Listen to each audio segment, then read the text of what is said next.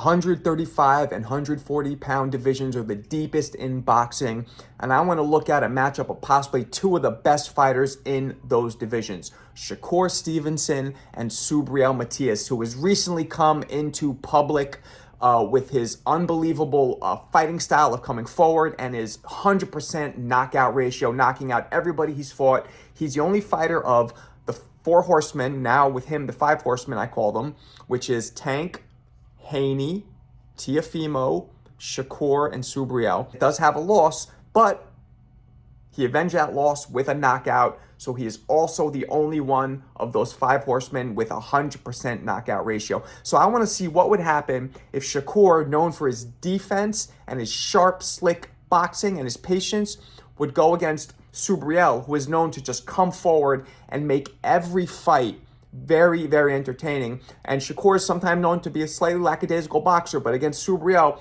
you know it will be fireworks. So let's look at sparring clips of each one of these guys to give us an idea of what would happen if these guys face off in the pros. All right, here we go. There's Subriel there, wearing the bluish t-shirt. All right, he's sparring an unknown guy, not sure who he's sparring. Throws a lead right, a 1-2 right there. Ooh, then a bunch. Ooh, nice bunch of straight rights. Let's see that again. So there's Subriel, throws a shot to the body to distract, comes up top, distracts with his hand quickly, starts throwing punches. Now right there, he sees his opponent guarding, that's leaving the middle open. So he throws 4 straight rights right down the middle because he saw the side guard by his opponent, giving him that opening. Beautifully done by Subriel. Ooh, nice bump, and then let's see that again. So he creates that distance by that shoulder bump and then starts throwing shots again. A lot of them are right side heavy because his opponent keeps only that left side up with the glove up, the other side's down. But used beautiful shoulder bump to create space. All right, now, so these guys aren't going hard here. You could say, ooh, nice defense by Subriel. Let's see that again. Throws an uppercut, picks off that hook by his opponent, gets caught with one, but then slips out of the way, the same one. Ooh, and a hard body shot by Subriel. Let's see that again. Oof, look at the leverage and the power. So he threw that hard shot after his opponent hit him with that overhand right. Now he's starting to put his foot on the gas. They were just working up to that point. That was just working, but now they're starting to really fight. Oof, hard shot by Subriel. There we go. Subriel starting to put his foot on the gas. Oof, let's see that again. Listen to the power of the shot. Those are like gunshot blasts. Puerto Rican Terminators. Now he's going hard at him. This guy's standing chest to chest with the boogeyman of boxing. And it's exciting. So now you see the difference between the initial round where they were working and where they're throwing hard now. And Subriel still keeps his hands down a lot. So there's still a level of work with Subriel here. There, he just picked off another shot. Let's see that again. Throws a punch, 2 punches, comes around, blocks, and then comes up through the middle after he throws 2 hooks to get his opponent expecting more hooks. He comes through the middle with those uppercuts. Beautifully done. That sets up his punches nice. Subriel is not just a brawler who throws beautiful exchanges with reckless abandon. He's setting up, the punch placement's excellent. Ooh, nice punches again by Subriel. Ooh, beautifully done again, throwing a lot of punches, but again, not putting a lot of snap behind him at this point. All right, and that ends that sparring with Subriel and his unnamed opponent. All right, here we go. There's Tank in the black headgear and the black gloves against an unknown opponent. Ooh, beautiful. Let's see that again. So he throws a shot, another shot, and then he slips out of the way almost to the point where his opponent almost falls down because he missed so widely. Shakur showing that famous defense. Ooh, nice body shot up and down. Let's see that again. Puts his hands up to make his opponent think he's not punching. Then he goes to the body. Then he goes up top to the head. Then he finishes to the body when his opponent is thinking that the shots are going to keep coming upstairs. Great punch variation by Shakur. Ooh, nice lead right hand. Let's see that again. Nice lead right hand by Shakur, and he slips the counter, showing that famous defense that Shakur has. Ooh, nice punch placement again. Body, head, head, or head, body. There.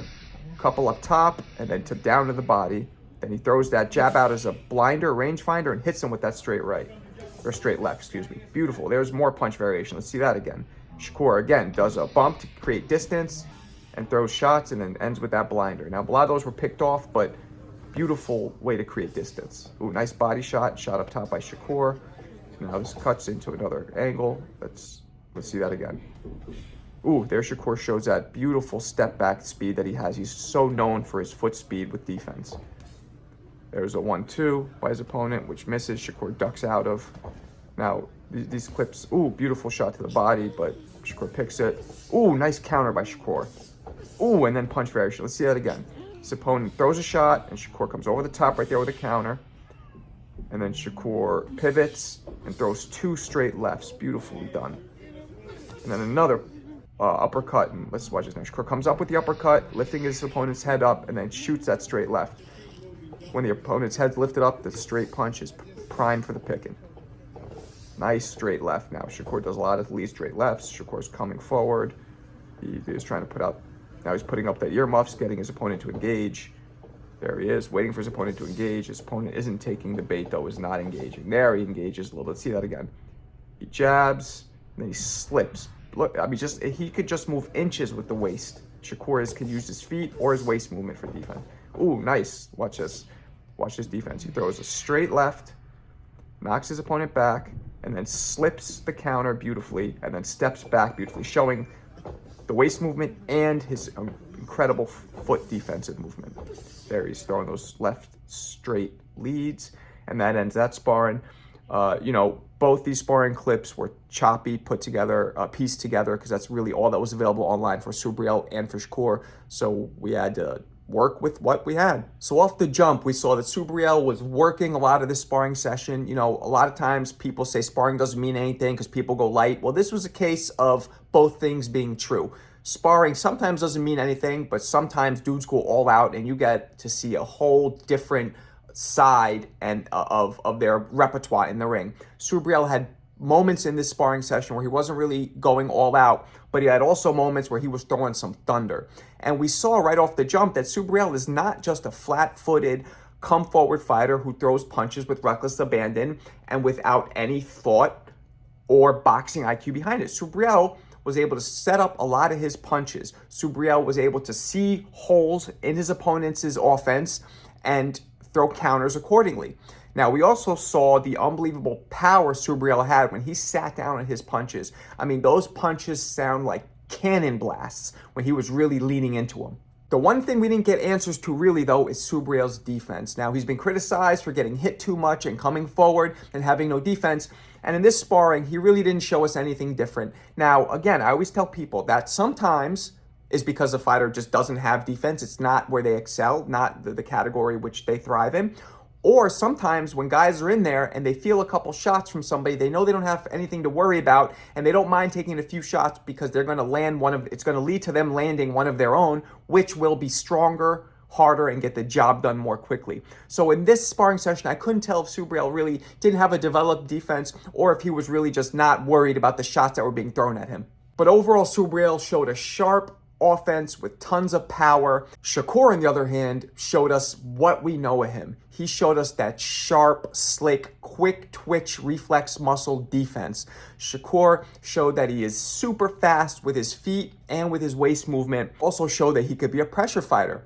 Shakur has no problem staying in the pocket. Now, we've seen him in some of his recent pro fights avoid being in the pocket, but this sparring session specifically, and a lot of the other ones I've seen of Shakur, show him putting up that high guard, going forward, making dudes miss, and keep going and keep coming forward and keep applying pressure. Now, Shakur's power is under question, and even though his shots come off very snappy, and a lot of shots that are fast have a snappy speed to them, but Shakur's shots don't come off with thudding power. They come off more snappy fast. So he basically showed us what we already know of him. He's very fast, he has amazing defense, and he will be aggressive and put the pressure on his fighters, on his opponents, but he's unlikely to come through with the knockout, especially against somebody who's known to have a chin. Now, when it comes to applying this sparring to if they would have fought each other, I have to say that I think Shakur would have the edge. Shakur showed that he has no problem applying pressure and dealing with pressure. Subriel showed that he has a lot of power, and if he catches Shakur, we don't know what could happen. But Shakur showed catching him will be an extremely difficult task to achieve. And Shakur showed that he could continuously apply that pressure on Subriel while making Subriel miss and frustrating him and piling up those points. Did this show you guys anything you didn't know about each fighter? And based off this, what do you think would happen if Shakur Stevenson and Subriel Matias squared off against each other in the pro ranks? Tell me in the comments.